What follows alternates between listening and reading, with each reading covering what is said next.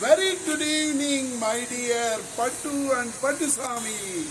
How are you? I hope you all will be happy because daily I am praying to God, Mother Mary to keep you happy. So பக்கா நீங்கள் சந்தோஷமாக இருப்பீங்க, எனக்கு confidence இருக்குது. So இன்னைக்கு வந்துட்டு நம்ம ஒரு ஸ்டோரி என்ன நினச்சுனாக்கா காந்திஜி பற்றி. காந்திஜி, யூனோ அவர் national father, India's national father is Gandhiji. உங்களுக்கெல்லாம் தெரியல, வித்யா நிகேதனில் படிச்சிருப்பீங்கல்ல.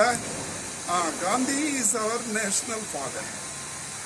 ஸோ காந்தி வந்துட்டு இந்த மாதிரி இந்த வேட்டி கட்டிக்கிட்டு பாதி உடம்பு காமிச்சிட்டு வர்றதுக்கு முன்னால எப்படி இருந்தாருன்றது தான் இன்னைக்கு ஸ்டோரி.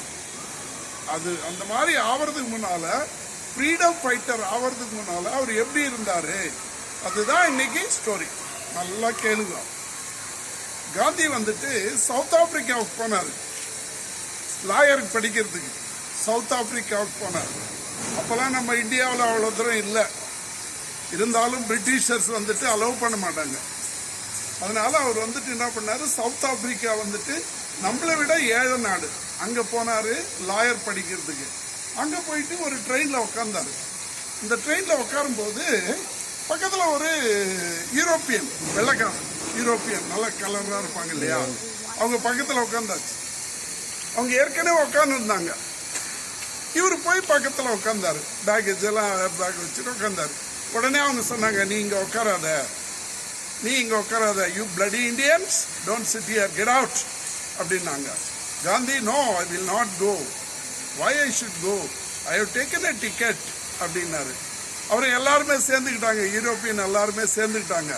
சேர்ந்து அவரை விடலை, ஃபோர்ஸபுளாக பிடிச்சி தள்ளி அவர் பேக் எல்லாம் வெளியே தள்ளிட்டாங்க, ட்ரெயினை விட்டு வெளியே தள்ளிட்டாங்க. அப்படி தள்ளும்போது அப்போ தான் காந்தி வந்துட்டு பிளாட்ஃபார்மில் வந்து விழுந்தார். அப்படி விழுந்துட்டு பேக் வந்து கிடக்குதுங்க. அந்த டைமில் தான் காந்திக்கு வந்துச்சு ஒரு ஐடியா, நம்ம வந்துட்டு மனித குலத்துக்காக பாடுபடணும், மனித குலத்துக்காக நம்ம பாடுபடணும் அப்படின்னு சொல்லிட்டு கொஞ்ச நாள் பொறுத்து திரும்ப வாபஸ் இந்தியாவுக்கு வந்துட்டார். இந்தியாவுக்கு வந்துட்டு திரும்ப அந்த சுதந்திர போராட்டத்தை ஆரம்பித்தார். அவர் இந்தியாவுக்கு வரும்போதெல்லாம் சுதந்திர போராட்டம் அவ்வளோ பெருசாக ஒன்றும் நடந்துட்டு இல்லை, ஆனால் அங்கங்கே நடந்துட்டு இருந்துச்சு.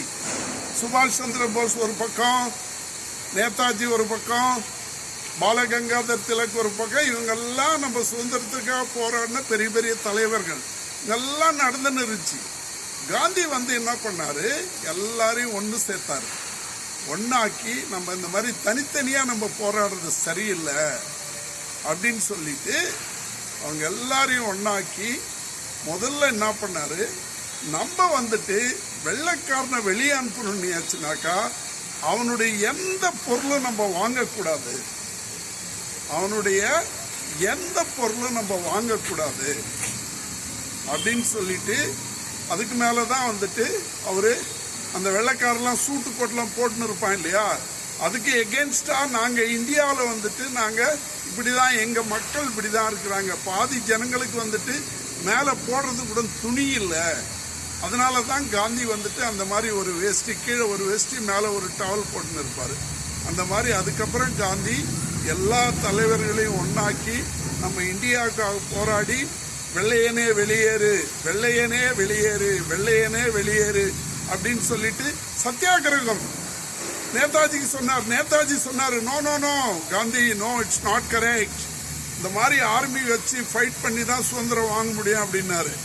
இல்லை, காந்தி சொன்னார், இல்லை அது முடியாது, ஏன்னா நம்மளை விட நிறைய பவர் அவனுக்கிட்ட இருக்குது, நிறைய அவனுக்கிட்ட ஆர்மி இருக்குது, அதனால அவனுங்க நம்மளை அழிச்சிடுவானுங்க, இவனுங்க கிட்ட நம்ம சத்தியாகிரகம், அமைதியான போராட்டம், அமைதியான போராட்டம் அப்படி பண்ணி தான் நம்ம இந்தியாவுக்கு காந்தி சுதந்திரம் வாங்கி கொடுத்தாரு. அதனால தான் வந்துட்டு அவரை நம்ம நேஷனல் ஃபாதர்ன்னு சொல்கிறோம். ஆனால் அன்ஃபார்ச்சுனேட்லி சுதந்திரம் வாங்கிறதுக்கு முன்னால் இப்போ இருக்கிற பாகிஸ்தானும் இந்தியாவில் சேர்ந்து இருந்துச்சு, அதுவும் சேர்ந்தது தான் இந்தியாவாக இருந்துச்சு. சுதந்திரம் வாங்கினதுக்கு அப்புறம் அதை தனி நாடாக பண்ணிட்டார். காந்தி தான் அதுக்கு ஒரு காரணம். பாகிஸ்தானில் முகமது அலி ஜின்னான்னு சொல்லிட்டு ஒருத்தர் இருந்தார். அவரு ஒரு பெரிய தலைவர், அவரும் நேஷனல் சுதந்திரத்துக்காக போராடினவர். இவங்க 2 பேரும் சேர்ந்து பாகிஸ்தான் நிறைய முஸ்லீம்ங்க இருக்காங்க, அது தனி, இந்தியா தனியா இருக்கட்டும் சொல்லிட்டு ஒரு முடிவெடுத்து பாகிஸ்தானை வந்துட்டு ஆகஸ்ட் 14ஆம் தேதி தனி நாடா அறிவிச்சு அதுக்கு சுதந்திரம் கொடுத்தாங்க. ஆகஸ்ட் 15ஆம் தேதி இந்தியாவுக்கு சுதந்திரம் கொடுத்தாங்க. அந்த நேரத்தில் நிறைய கலாட்டா நடந்துச்சு, இந்து முஸ்லீம் கலாட்டா நிறைய நடந்துச்சு. அதில் கோபமாயிட்டு நிறைய இந்துக்கள் செத்துட்டாங்க.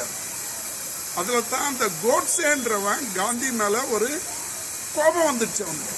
இந்த காந்தியால தான் இவ்வளோ இந்து செத்துட்டாங்க, இந்த காந்தியால தான் இந்த முஸ்லீம்கள்லாம் இவ்வளோ இந்த மாதிரி தனியாக போயிட்டானுங்க, அவங்களுக்குன்னு ஒரு நாடு ஆகிப்போச்சு. அந்த கோபத்தில் தான் கோட்ஸே வந்துட்டு காந்தியை கொலை பண்ணிட்டான். இதுதான் காந்தியினுடைய ஹிஸ்டரி. இதுலேருந்து நம்ம என்ன கற்றுக்கணும்னா, எதையுமே வந்துட்டு நம்ம அமைதியாக பொறுமையாக தான் சாதிக்க முடியும். உனக்கு எதனா வேணும்னு வச்சுக்க, சாப்பிட்றதுக்கு சண்டை போட்டு வாங்க கேட்கக்கூடாது. அம்மாட்ட அப்பா கிட்ட பொறுமையா அன்பா, ஹாய் டாடி, ஹாய் மம்மி, எனக்கு இது வேணும், வாங்கி கொடுக்குறீங்களா, ஓகே பாய். இதான் டுடே ஸ்டோரி காந்திஜி.